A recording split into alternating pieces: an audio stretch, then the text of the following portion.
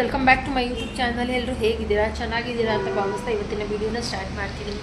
ಏನಕ್ಕಪ್ಪ ಇವತ್ತು ವೀಡಿಯೋನ ಮಾಡ್ತಾಯಿದ್ದೀನಿ ಅಂತಂದರೆ ಗೈಸ್ ಹಾಗೆ ಏನೂ ರೀಸನ್ ಇಲ್ಲ, ನಂದು ಡೈಲಿ ವ್ಲಾಗ್ ಮಾಡೋಣ ಅಂತ ಹೇಳಿ ಇವತ್ತು ವೀಡಿಯೋನ ಮಾಡ್ತಿದ್ದೀನಿ. ಎಲ್ಲರೂ ಹೇಗಿದ್ದೀರಾ ಗೈಸ್? ತುಂಬ ದಿನ ಆಯಿತು ವೀಡಿಯೋ ಮಾಡಿ. ಏನಪ್ಪ ವೀಡಿಯೋ ಮಾಡೋಕ್ಕೆ ಆ್ಯಕ್ಚುಲಿ ಹೇಳಬೇಕಂತಂದರೆ ಸ್ವಲ್ಪನೂ ನನಗೆ ಮೂಡೇ ಬರಲ್ಲ.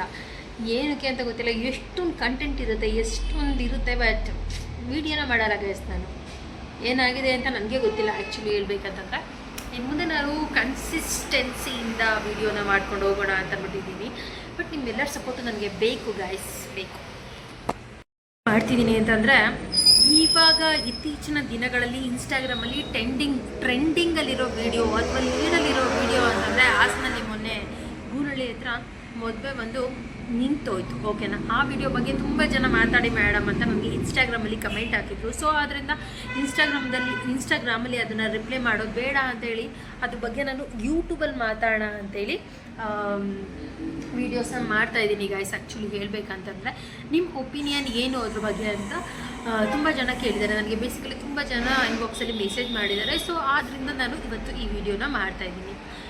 ಏನಕ್ಕಪ್ಪ ಅಂತಂದರೆ ಆ್ಯಕ್ಚುಲಿ ನನ್ನ ಅಭಿಪ್ರಾಯ, ಬೇರೆಯವ್ರ ಬಗ್ಗೆ ಮಾತಾಡೋಕ್ಕೆ ನಾವು ಯಾರೂ ಅಲ್ಲ, ಬಟ್ ನನ್ನ ಅಭಿಪ್ರಾಯ ಇದೆ, ಏನು ಸ್ವಲ್ಪ ಹೇಳೋಣ ಅಂತ ಅಂದ್ಬಿಟ್ಟು ಈ ವಿಡಿಯೋನ ನಾನು ಆ್ಯಕ್ಚುಲಿ ಹೇಳಬೇಕಂತಂದರೆ ಮಾಡ್ತಾಯಿದ್ದೀನಿ ಗೈಸ್. ಓಕೆನಾ,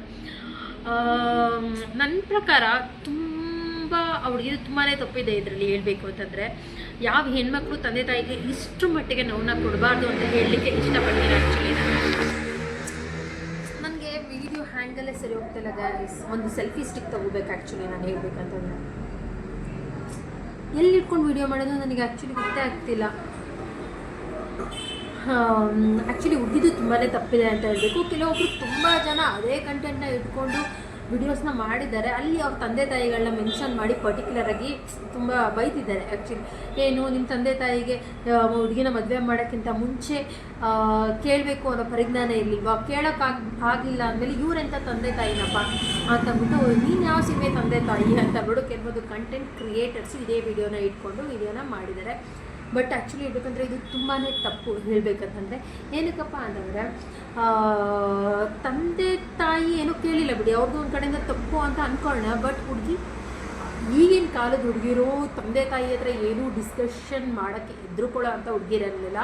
ತುಂಬ ಪಾಶ್ ಇದ್ದಾರೆ ಅಂತಲೇ ಹೇಳ್ಬೋದು. ಪ್ರತಿಯೊಂದು ವಿಷಯನೂ ತಂದೆ ತಾಯಿಗಳ ಜೊತೆ ಕಮ್ಯುನಿಕೇಷನ್ ಮಾಡ್ತಿರ್ತಾರೆ. ಅಂಥದ್ರಲ್ಲಿ ಆ ಹುಡುಗಿ ಆ್ಯಕ್ಚುಲಿ ಇಷ್ಟೊಂದು ಟೈಮ್ ಇತ್ತು ಮದುವೆಗೆ. ಓಕೆನಾ, ಅದ್ರ ಮಧ್ಯೆ ಯಾವುದಾದ್ರು ಒಂದು ರೂಪದಲ್ಲಿ ಅವ್ರ ತಾಯಿಗೆ ಅಥವಾ ತಂದೆಗೆ ವಿಷಯನ ತಿಳಿಸ್ಬೋದು. ಅವ್ರವ್ರ ಮಧ್ಯೆ ಏನೇನು ನಡೆದಿದೆಯೋ ಅಂತ ನಮಗಂತೂ ಗೊತ್ತಿಲ್ಲ. ಆಮೇಲೆ ಒಂದು 3-4 ತಿಂಗಳು ಗ್ಯಾಪ್ ಇಲ್ದಲೆ ಅಂತೂ ಮದುವೆ ನಡೆದಿರಲ್ಲ. ಓಕೆನಾ, ಗ್ಯಾಪ್ ಇದ್ದೇ ಇರುತ್ತೆ. ಆ ಗ್ಯಾಪಲ್ಲಿ ಹುಡುಗಿ ಫೋನ್ ನಂಬರ್ ಕೂಡ ಎಕ್ಸ್ಚೇಂಜ್ ಆಗಿರುತ್ತೆ, ಕಮ್ಯುನಿಕೇಟ್ ಕೂಡ ಮಾಡಿರ್ತಾರೆ, ತುಂಬ ಕ್ಲೋಸೇ ಆಗಿರ್ತಾರೆ ಅಂತ ಹೇಳ್ಬೋದು ಈಗಿನ ಜನ್ರೇಷನಲ್ಲಿ. ಸೊ ಆದ್ದರಿಂದ ಹುಡುಗರ ಹತ್ರ ನಾನು ನನ್ನ ಮನಸ್ಸಲ್ಲಿ ಏನಿದೆ ಅಂತ ಅಂದ್ಬಿಟ್ಟು ಅವಳು ಹೇಳ್ಕೊಂಡಿದ್ದೀವಿ. ಇಷ್ಟು ದೂರ ಮದುವೆ ಬಂದು ಕ್ಯಾನ್ಸಲ್ ಆಗಿ ಎಲ್ಲರ ಮರ್ಯಾದೆ ಹಾಳಾಗುವಂಥ ಪರಿಸ್ಥಿತಿ ನಿಜ ಹೇಳ್ತೀನಿ ಯಾವುದೇ ಕಾರಣಕ್ಕೂ ಬರ್ತಾ ಇರಲಿಲ್ಲ ಅಂತಲೇ ಹೇಳ್ಬೋದು.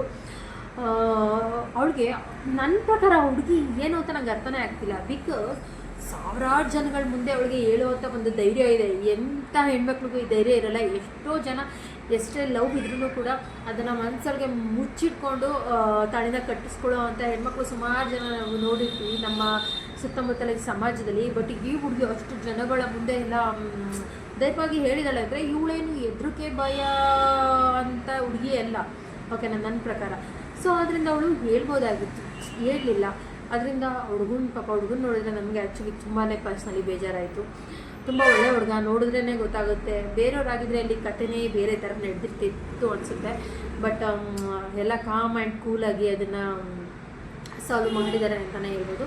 ಬಟ್ ಏನೇ ಆಗಿರ್ಬೋದು, ಅದೊಂದು ಬ್ಲ್ಯಾಕ್ ಡಾಟ್ ಇದ್ದಂಗೆ ನನ್ನ ಪ್ರಕಾರ. ಅವ್ರಿಗಿದು ತುಂಬಾ ತಪ್ಪಿದೆ. ಯಾವ ಹೆಣ್ಮಕ್ಳು ಅಷ್ಟೇ, ನಿಮ್ಮಲ್ಲಿ ಏನಾದ್ರು ಈ ಥರ ಲವ್ ಇದ್ದರೆ ನಿಮ್ಮ ತಂದೆ ತಾಯಿ ಮುಂದೆ ಹೇಳಿ. ಯಾಕಂದರೆ ಬಾಳೋರು ಬದುಕೋರು ನೀವಾಗಿರ್ತೀರ, ಮಧ್ಯದಲ್ಲಿ ಯಾರೂ ಬರಲ್ಲ. ಸೊ ಧೈರ್ಯವಾಗಿ ಹೇಳೋದನ್ನ ಕಲ್ತ್ಕೊಳ್ಳಿ. ಅದನ್ನು ಬಿಟ್ಟು ಈ ಥರ ಮದುವೆ ಮಂಟಪದವರೆಗೂ ಬಂದುಬಿಟ್ಟು ಅವ್ರ ಮಾನ ಮರ್ಯಾದೆನ ದಯವಿಟ್ಟು ತೆಗಿಬೇಡಿ ಅಂತ ಹೇಳಲಿಕ್ಕೆ ಇಷ್ಟಪಡ್ತೀನಿ. ಇಷ್ಟೇ ನನ್ನ ಅನಿಸಿಕೆ ಗೈಸ್, ಇನ್ನೇನು ಹೇಳೋಕ್ಕಾಗುತ್ತೆ. ಬಟ್ ಯಾವ ಹೆಣ್ಮಕ್ಳು ಈ ಥರ ಮಾಡಬಾರ್ದು. ಓಕೆನಾ, ನಮಗೂ ಕೂಡ ಮಕ್ಕಳಿದ್ದಾರೆ. ಸೊ ಈ ಥರ ಮಾಡಿದ್ರೆ ನಮ್ಮ ಪರಿಸ್ಥಿತಿ ನಾಳೆ ದಿನ ಎಷ್ಟು ಕಷ್ಟ ಒಂದು ಮದುವೆ ಮಾಡೋಕ್ಕೆ ಗೈಸ್. ಎಲ್ಲಿ ಸಾಲ ತಂದಿರ್ತಾರೋ, ಏನು ಮಾಡಿರ್ತಾರೋ, ಏನೇನು ಮಾಡಿ ಆ ಮದುವೆನ ಮಾಡಿರ್ತಾರೋ. ಸೊ ಅದರಿಂದ ಯಾರು ಈ ಹೀನ ಕೃತ್ಯನ ತಂದೆ ತಾಯಿಗೆ ಇಷ್ಟೊಂದು ನಾವು ಮಾಡಬಾರ್ದು ಅಂತ ಹೇಳಲಿಕ್ಕೆ ಇಷ್ಟಪಡ್ತೀನಿ ಗೈಸ್.